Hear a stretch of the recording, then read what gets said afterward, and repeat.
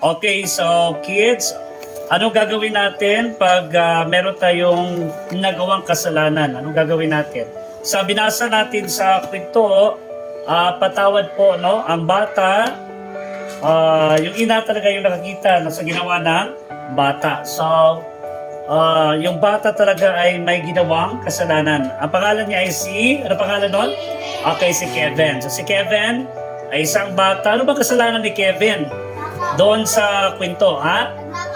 Okay, so nagnakaw siya ng, anong ninakaw niya? Okay, pera. Saan ba nakatago? Saan ba nakalagay yung pera? Okay, sa wallet. Now, kaninong pera yon? Sa kanyang daddy. Tapos, yung nakita niya na, saan niya tinago yung pera? Sa kanyang bulsa. Eh, bakit? Ano yung inan niya sa cabinet? Bakit sa larawan ay meron siya parang kinuha doon sa cabinet? Tinago niyo ba doon sa cabinet?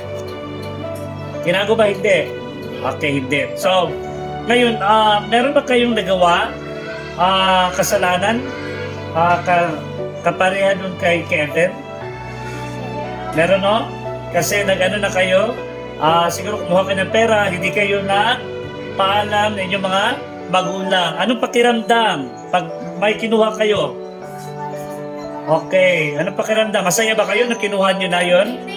Okay, hindi masaya kasi walang pahintulot, wala yung blessing ng inyong mga magulang. Naku, pwede sana kung dapat ang dapat ginawa doon ay bago ka kuha ng pera ay magpaalam ka muna.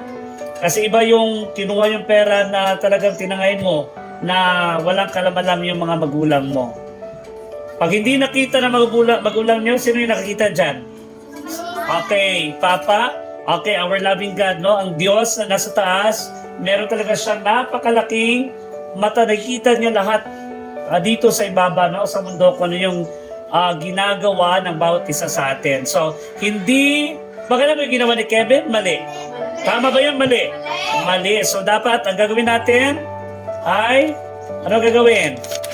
Magpaalam ng maayos. So, wag kukuha ng pera na okay, hindi na papaalam.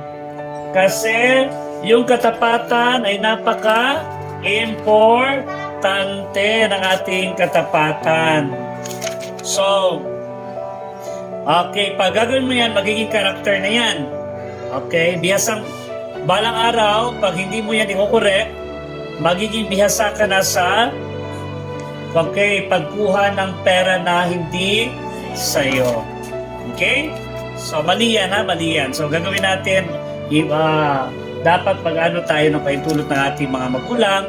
Pag gutom tayo, okay, haharap tayo sa ating magulang, sabihin natin na gutom ka, tapos gusto mo kumain, pwede ba humingi ng pera?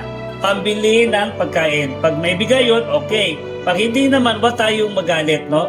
Huwag tayong magtampo ng ating mga magulang kasi yung iba din dyan ay naka-budget na. Okay ba yun? Sige, ipagpatuloy yung ano.